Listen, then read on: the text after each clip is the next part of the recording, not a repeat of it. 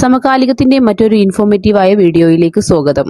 സംസ്ഥാനത്ത് SSLC, +2 അതുപോലെ തന്നെ 1 മുതൽ 9 വരെയുള്ള ക്ലാസുകളിലെ പരീക്ഷകൾ കഴിഞ്ഞ് അവധിക്കാലമായിരിക്കുകയാണ്. അതോടൊപ്പം കുട്ടികൾക്കും രക്ഷിതാക്കൾക്കും നിർദ്ദേശവുമായി കേരള പോലീസ് രംഗത്തെത്തിയിരിക്കുകയാണ്. അവധിക്കാലത്ത് സ്വാഭാവികമായും കുട്ടികൾക്ക് ഓൺലൈനിൽ ധാരാളം സമയം ചിലവഴിക്കാൻ ഇടയുണ്ട്. അതുകൊണ്ട് തന്നെ ഓൺലൈൻ സുരക്ഷയെക്കുറിച്ചും വെല്ലുവിളികളെക്കുറിച്ചും അവർക്ക് ശരിയായ അവബോധം നൽകേണ്ടിയിരിക്കുന്നു. വ്യക്തിപരമായ സ്വകാര്യതയും സുരക്ഷയും ഓഫ്ലൈനിൽ എന്ന പോലെ തന്നെ ഓൺലൈനിലും പ്രധാനപ്പെട്ടതാണെന്ന് കേരള പോലീസ് ഫേസ്ബുക്കിൽ പങ്കുവച്ച കുറിപ്പിൽ പറയുന്നു. പോലീസിന്റെ നിർദ്ദേശങ്ങൾ ഇങ്ങനെയാണ്. ഓൺലൈനിൽ അഭിമുഖീകരിക്കുന്ന ആളുകളും സാഹചര്യങ്ങളും എല്ലായ്പ്പോഴും വ്യത്യസ്തമാണെന്ന് മനസ്സിലാക്കാനും എന്താണ് യാഥാർത്ഥ്യമെന്നും എന്താണ് വ്യാജമെന്നും വേർതിരിച്ചറിയാനും കുട്ടികളെ പ്രാപ്തരാക്കേണ്ടതാണ്. തട്ടിപ്പുകളിൽ വീണുപോകാതിരിക്കാൻ പാസ്വേഡുകളും സ്വകാര്യ വിവരങ്ങളും പങ്കുവയ്ക്കാതിരിക്കാൻ അവരെ പഠിപ്പിക്കുക. വ്യക്തിപരമായ വിവരങ്ങൾ വെളിപ്പെടുത്തുന്നതിനായി ആളുകൾ നിങ്ങളുടെ കുട്ടികളെ കബളിപ്പിച്ചേക്കാം. അക്കൗണ്ട് വിവരം ആവശ്യപ്പെടുന്നതോ അസാധാരണമായി തോന്നുന്ന അറ്റാച്ച്മെന്റ് ഉള്ളതോ ആയ സന്ദേശം, ലിങ്ക് അല്ലെങ്കിൽ ഇമെയിൽ ഒരു അപരിചിതരിൽ നിന്ന് ലഭിച്ചാൽ രക്ഷിതാക്കളെ സമീപിക്കാൻ അവരെ പഠിപ്പിക്കുക. അപരിചിതരിൽ നിന്നും സൗഹൃദ അഭ്യർത്ഥനകൾ സ്വീകരിക്കാതിരിക്കുക. ഒരു സന്ദേശം അസാധാരണമാണെന്ന് തോന്നിയാൽ നിങ്ങളുടെ അടുത്ത് വന്ന് അത് പരിശോധിക്കാൻ കുട്ടികളോട് ആവശ്യപ്പെടുക.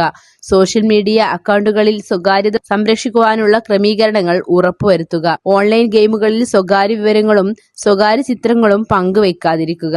ഇങ്ങനെയുള്ള കാര്യങ്ങളെക്കുറിച്ചെല്ലാം കുട്ടികളെ ബോധവാന്മാരാക്കേണ്ടതാണ്. ഇതുകൂടാതെ കേരള പോലീസിന്റെ മറ്റൊരു നിർദ്ദേശമാണ് മധ്യവേനലവധി ആരംഭിക്കുമ്പോൾ വാഹനം ഓടിക്കാൻ നൽകി കുട്ടികളോടുള്ള സ്നേഹം കാണിക്കരുതെന്നാണ് മോട്ടോർ വകുപ്പ് അഭ്യർത്ഥിക്കുന്നത്. ഇത്തരത്തിൽ വാഹനം ഓടിക്കാൻ നൽകുന്നത് അധികൃതരുടെ ശ്രദ്ധയിൽപ്പെട്ടാൽ രക്ഷിതാക്കൾക്ക് കനത്ത ശിക്ഷ നേരിടേണ്ടി വരുമെന്നും മോട്ടോർ വാഹന വകുപ്പ് സാമൂഹിക മാധ്യമങ്ങളിൽ പങ്കുവച്ചിട്ടുള്ള കുറിപ്പിൽ പറയുന്നു. ലൈസൻസ് ഇല്ലാതെ അനധികൃതമായി വാഹനമോടിക്കുന്നവർക്കെതിരെ സമീപകാലത്ത് നിരവധി കോടതി വിധികളാണ് ഉണ്ടായിട്ടുള്ളത്. കേന്ദ്ര ഉപരിതല ഗതാഗത മന്ത്രാലയം പ്രസിദ്ധീകരിച്ച കണക്കുകൾ പ്രകാരം 2019 മാത്രം 11,168 പ്രായപൂർത്തിയാകാത്ത കുട്ടികളാണ് നിരത്തിൽ കൊല്ലപ്പെട്ടത്. ഇത് കണക്കിലെടുത്താണ് മോട്ടോർ വാഹന നിയമം സമഗ്രമായി പരിഷ്കരിച്ച് ലൈസൻസ് ഇല്ലാതെയുള്ള ഡ്രൈവിംഗിന് കനത്ത ശിക്ഷ നൽകാൻ തീരുമാനിച്ചത്. ജുവനൈൽ ഡ്രൈവിംഗിന്റെ ശിക്ഷകൾ ഇങ്ങനെയാണ്.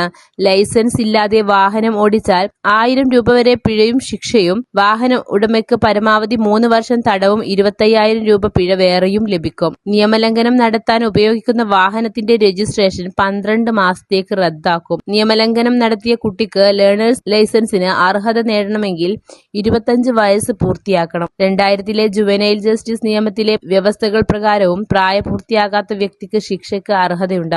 നിയമവിരുദ്ധമായി വാഹനമോടിക്കുന്നതിനെതിരെ പോലീസും മോട്ടോർ വാഹന വകുപ്പും സ്ഥിരമായി ബോധവൽക്കരണം നടത്താറുണ്ട്. സ്കൂളുകളിൽ അവധിക്കാലം ആരംഭിക്കുന്നതിന് മുന്നോടിയായി വീണ്ടും ഒരു മുന്നറിയിപ്പ് നൽകിയിരിക്കുകയാണ് മോട്ടോർ വാഹന വകുപ്പ്. വീഡിയോ പൂർണ്ണമായും കണ്ടതിന് നന്ദി.